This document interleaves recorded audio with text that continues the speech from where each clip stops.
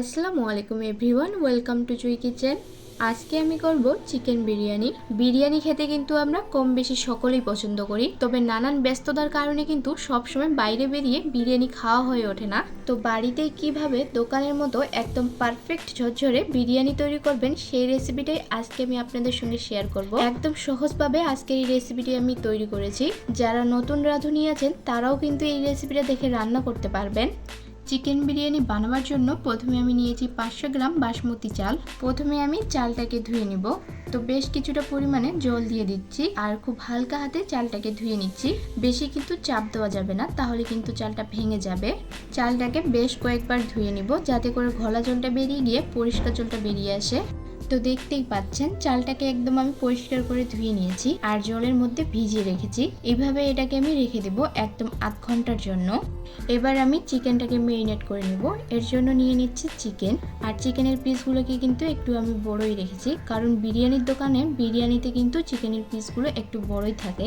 এবার আমি চিকেনগুলোকে মেরিনেট করে নেব। তার জন্য দিয়ে দিচ্ছি 4 টেবিল চামচ পরিমাণে ফেটানো টক দই। আর অবশ্যই কিন্তু দইটাকে ভালোভাবে ফেটিয়ে নিতে হবে। এবার দিয়ে দিচ্ছি 2 চা চামচ আদা বাটা, দিয়ে দিচ্ছি 2 চা চামচ রসুন আর কাঁচা লঙ্কা বাটা, বিরিয়ানি মশলা দিয়ে দিচ্ছি 1 চা চামচ, আর এই মশলাটা কিন্তু দোকানের কেনা মশলা। হলুদ গুঁড়ো দিয়ে দিচ্ছি 1/2 চা চামচ, কাশ্মীরি লঙ্কার গুঁড়ো দিয়ে দিচ্ছি 1/2 চা চামচ, লবণ দিয়ে দিচ্ছি পরিমাণ মতো, আর দিয়ে দিচ্ছি 1 চা চামচ সাদা তেল। এবার সব কিছুকে ভালোভাবে মাখিয়ে রেস্টে রেখে দিব আধ ঘন্টার জন্য। এবার সরাসরি চলে যাচ্ছি পেঁয়াজটা বেরেস্তা করার জন্য। চুলায় একটা ফ্রাই প্যান বসিয়ে পরিমাণ মতো তেল দিয়ে দিয়েছি। তেলটা গরম হয়ে গেলে এর মধ্যে দিয়ে দিচ্ছি পেঁয়াজ কুচি। আর পেঁয়াজটাকে কিন্তু আমি একদম চিকন চিকন করে কেটে নিয়েছি। বেরেস্তা করার জন্য পেঁয়াজটাকে কিন্তু একদম চিকন করেই কাটতে হবে। তো প্রথমেই চুলোর আঁচটাকে একদম লোতে রেখে পেঁয়াজটাকে একদম নরম করে ভেজে নিব। তারপর চুলোর আঁচটাকে বাড়িয়ে পেঁয়াজটাকে একদম ব্রাউন করে ভেজে তুলে নিব। পেঁয়াজ বেরেস্তা করতে খুব একটা বেশি সময় লাগে না। দেখতেই পাচ্ছেন পেঁয়াজগুলো ভাজা হয়ে গেছে, এখন আমি তুলে নিচ্ছি। এবার একটা বাটির মধ্যে নিয়ে নিচ্ছি বড় সাইজের কেটে নেওয়া আলু। আলুগুলোকে আমি একটু বড় সাইজ করে কেটে নিয়েছি, কারণ বিরিয়ানিতে আলু কিন্তু বড়ই থাকে। এবার সামান্য একটু লবণ আর একটু ফুড কালার দিয়ে ভালোভাবে মাখিয়ে নিচ্ছি। চাইলে এখানে ফুড কালারের পরিবর্তে হলুদ গুঁড়ো দিতে পারেন। এবার ওই তেলের মধ্যে আলুগুলোকে আমি খুব ভালো করে ভেজে নিব। দেখতেই পাচ্ছেন আলুগুলো কিন্তু আমার খুব ভালোভাবেই ভাজা হয়ে গেছে। এখন আমি আলুগুলোকে তুলে নিচ্ছি। এবার ওই তেলেই ফোড়নে দিয়ে দিচ্ছি একটা তেজপাতা, দিয়ে দিচ্ছি 2টো ডালচিনির টুকরো, আর দিয়ে দিচ্ছি 3 থেকে 4টা গোলমরিচ। এবার দিয়ে দিচ্ছি একটা কালো এলাচ, দিয়ে দিচ্ছি 2টো সাদা এলাচ, একটা দিয়ে দিচ্ছি স্টার এনিস। এবার সব কিছুকে কয়েক সেকেন্ডের জন্য ভেজে নিব। ভেজে নেওয়া হয়ে গেলে এর মধ্যে দিয়ে দিচ্ছি ম্যারিনেট করে রাখা চিকেন, আর তার সাথে চিকেনের যে এক্সট্রা মশলাটা আছে সেই মশলাটাও আমি এর মধ্যে দিয়ে দিচ্ছি। এবার চিকেনটাকে লো টু মিডিয়াম আঁচে মোটামুটি 7-8 মিনিটের মতো ভেজে নিব। এবার 7-8 মিনিট পর চিকেনটার মধ্যে আমি ঢাকনা দিয়ে দিচ্ছি, আর লো টু মিডিয়াম আঁচে চিকেনটাকে রান্না করে নিব মোটামুটি 10 মিনিটের জন্য। 10 মিনিট পর ঢাকনাটাকে আমি সরিয়ে নিচ্ছি আর ভালোভাবে এটাকে আরও একটু কষিয়ে নিচ্ছি। দেখতেই পাচ্ছেন খুব ভালোভাবে এটাকে আমি একদম কষিয়ে নিয়েছি। এবার আমি এর মধ্যে দিয়ে দেব সামান্য একটু পেঁয়াজ বেরেস্তা, হাত দিয়ে একটু ভেঙে দিয়ে দিচ্ছি। এবার সব কিছুকে ভালোভাবে নেড়ে চেড়ে মিশিয়ে নিচ্ছি। ভালোভাবে মিশিয়ে নেওয়া হয়ে গেলে এর মধ্যে দিয়ে দিচ্ছি ভেজে রাখা আলুগুলো। এবার দিয়ে দিচ্ছি 2 কাপ পরিমাণে হালকা উষ্ণ গরম জল। এবার গ্যাসের ফ্লেমটাকে মিডিয়ামে করে মাংসটাকে একটু সেদ্ধ হতে দেব। গ্রেভিটা ফুটে উঠলে এবার আমি এর মধ্যে দিয়ে দিচ্ছি 1 টেবিল চামচ পরিমাণে কেওড়া জল, আর দিয়ে দিচ্ছি 1 টেবিল চামচ পরিমাণে গোলাপ জল। এবার চুলোর আঁচটাকে লো টু মিডিয়ামে করে ঢাকনা দিয়ে এটাকে আমি রেখে দিব 10 থেকে 15 মিনিটের জন্য, যাতে করে চিকেন আর আলুটা ভালোভাবে সেদ্ধ হয়ে যায়। 10-15 মিনিট পর ঢাকনাটাকে সরিয়ে নিচ্ছি। এখানে কিন্তু আলুগুলো একদম নরম হয়ে গেছে। এবার আমি আলুগুলোকে তুলে নিব, কারণ এর থেকে বেশি আলুগুলোকে যদি সেদ্ধ করা যায় তাহলে কিন্তু আলুগুলো ভেঙে যাবে। আর এখানে কিন্তু গ্রেভিটা অনেক বেশি আছে, তাই গ্যাসের ফ্লেমটাকে বাড়িয়ে দিয়ে এখন আমি গ্রেভিটাকে একটু কমিয়ে নিব। আরও 5 মিনিট চিকেনটাকে আমি রান্না করে নিয়েছি আর গ্রেভিটা কিন্তু অনেকটাই কমে গেছে। চিকেনটা কিন্তু একেবারেই আমাদের তৈরি। চুলোর আঁচটাকে অফ করে দিয়ে এখন আমি চলে যাচ্ছি সরাসরি ভাতটা রান্না করার জন্য। ভাতটা কিন্তু খুব ভালোভাবে তৈরি করতে হবে। যদি ভালোভাবে ভাতটা না তৈরি করা হয় তাহলে কিন্তু বিরিয়ানিটা ভালো হবে না। তো দেখতেই পাচ্ছেন আমি এখানে একটা বেশ বড় সড়ো জায়গা নিয়ে নিয়েছি আর বেশ কিছুটা পরিমাণে জল দিয়ে দিয়েছি।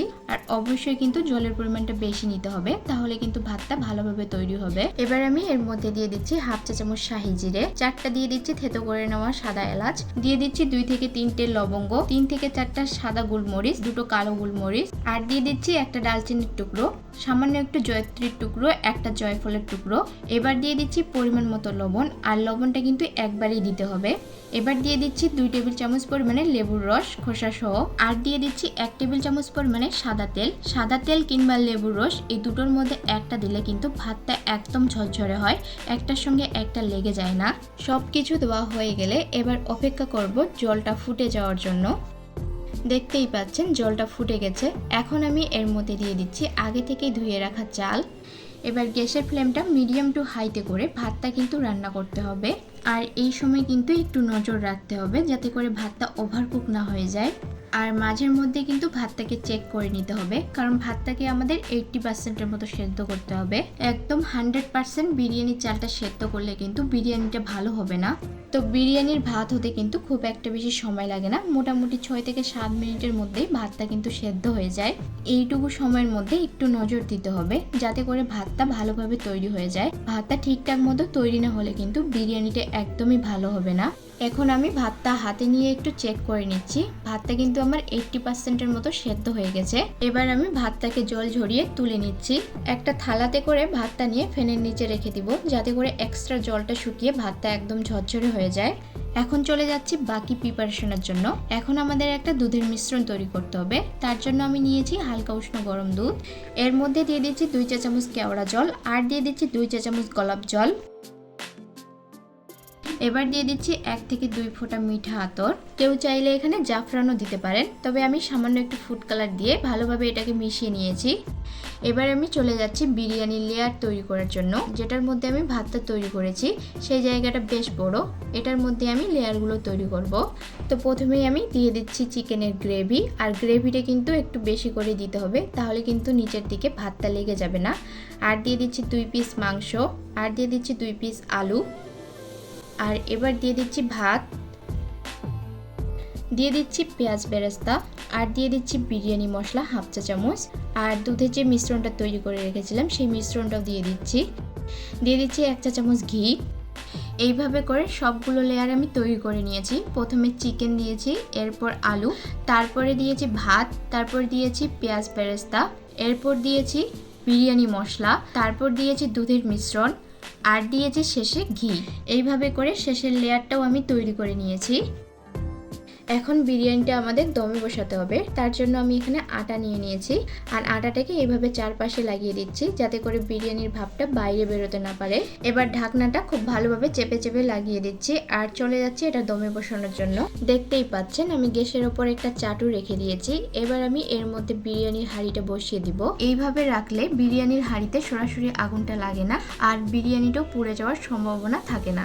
আর এই সময় চুলোর আঁচটাকে একদম লো টু মিডিয়ামে করে 15 থেকে 20 মিনিট বিরিয়ানিটাকে কিন্তু দমে রেখে দিব। ফিরে আসছি 15 থেকে 20 মিনিট পর। দেখতেই পাচ্ছেন আটাটা কিন্তু চারিপাশে শুকিয়ে গেছে। এবার আমি এটাকে নামিয়ে নিচ্ছি। ব্যাস তৈরি হয়ে গেল চিকেন বিরিয়ানি। এবার ঢাকনাটাকে সরিয়ে আমি গরম গরম এটাকে সার্ভ করে নিচ্ছি একটা প্লেটের মধ্যে। এখানে আমি একটা ডিম সিদ্ধ নিয়ে নিয়েছি, আর সঙ্গে নিয়েছি কিছু শসা কেটে। মাশাআল্লাহ, দেখে হয়তো বুঝতেই পাচ্ছেন বিরিয়ানিটা কতটা পারফেক্টভাবে তৈরি হয়েছে। আপনাদের আমি এখন একটা আলু ভেঙে দেখিয়ে দিচ্ছি। দেখতেই পাচ্ছেন কি সুন্দর সেদ্ধ হয়েছে। আশা করছি আমার আজকের রেসিপি আপনাদের ভালো লেগেছে আর সহজও লেগেছে। ভালো লাগলে অবশ্যই চ্যানেলটিকে সাবস্ক্রাইব করে বেল আইকনটি অন করে রাখবেন। আজকে তাহলে এই পর্যন্তই। আল্লাহ হাফেজ।